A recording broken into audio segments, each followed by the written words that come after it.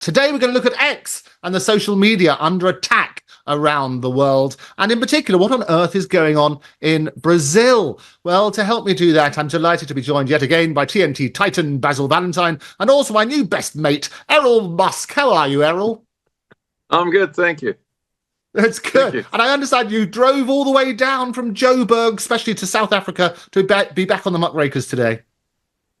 Well, no, that was yesterday, but it was 1,000 miles, so it was quite a drive. But I enjoyed it. As the other chap was saying, it gives you time to reflect. Yes. And you were driving not in a Tesla. You were telling me that Teslas are a bit of a nightmare in South Africa to import them, aren't they? Oh, they're lovely cars to drive. But no, we don't have any here. There are none. It is extraordinary. Nobody wants to bring them in. The taxes are too high.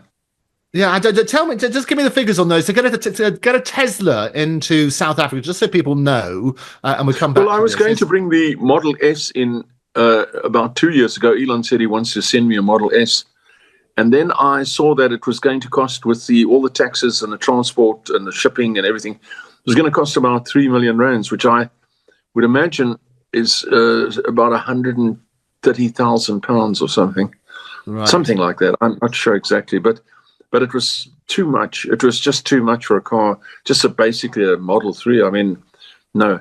So I said, no, we're not going to do that. Yeah. No, I don't want that. Crazy. Well, we'll continue to shine a spotlight on this. Perhaps Elon could set up a manufacturing plant in South Africa to serve the region. That would be the obvious solution, wouldn't it, Errol, in the long term?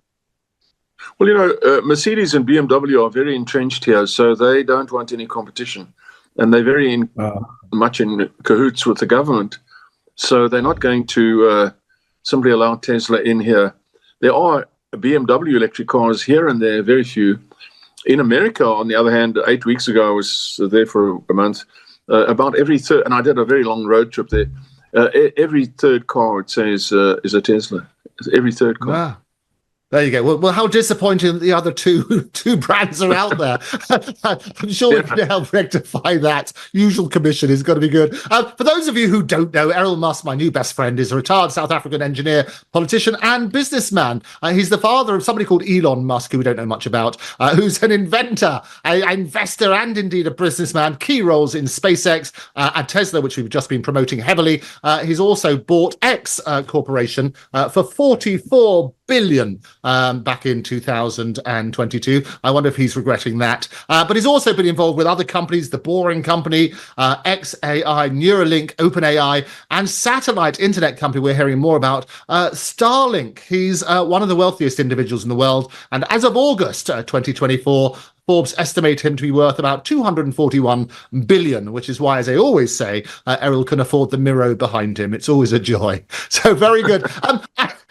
I want to start off, Errol, with this extraordinary situation in Brazil. And just to fill everybody in, Brazilian Supreme Federal Court Justice is investigating Elon Musk due to his decision to reinstate Twitter account previously suspended by a court order.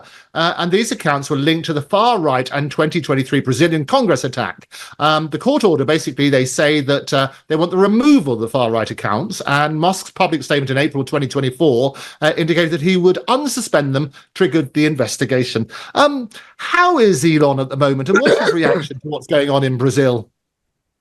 Well, I don't think he could really care less. You know, he has too many other things to worry about, more important things. It's sad for the people in Brazil, I'd say.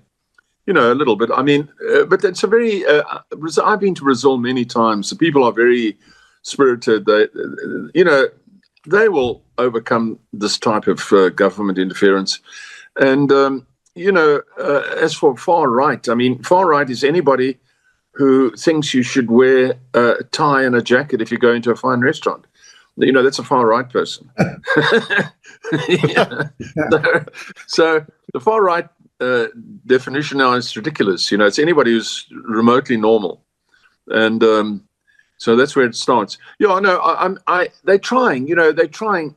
I had a lot of friends in Brazil, and this Lula guy, he was the president some years ago, about 20 years ago, and it was a big failure, and they got rid of him, and then they started going in a better direction, but he managed to get himself back in again somehow recently. And otherwise, I don't know much about it. But the Brazil is full of very, very capitalist, industrious-minded people. So I wouldn't worry too much about Brazil or what this judge is doing. I'm not too worried about it. And Elon has so many customers that it's really, a case of a bit of a relief to be able to slow down here and there. Starlink is in such demand all over the world that they just simply can't keep up. So at the moment, there's a tremendous staff drive for Europe and Africa to try and find the right people to put Starlink solidly on the rails in this area. I mean, Elon never expected Starlink to grow so quickly. They thought that by 2025, they might have an income. In fact, they made a 1.25 billion rand profit in the first half of 2023. So in South Africa, we have a situation where 17,000 base sets were bought or brought into the country because you couldn't buy them locally, and people were using them and with a Starlink account, and the government has now made it illegal to use Starlink in South Africa. If you found using Starlink, your base station will be taken away, and you will be charged with something. And this is bad. It's really bad. And the reason was they want to. The government here wants to have a shareholding in Starlink. They want to be shareholders, and so it's all really not very nice. It's like a pale reflection of the UK. Well, it is important that we continue shining a spotlight. This is what I love about it, and having you on here, Errol, is that we can put it all into perspective and just how successful Starlink is.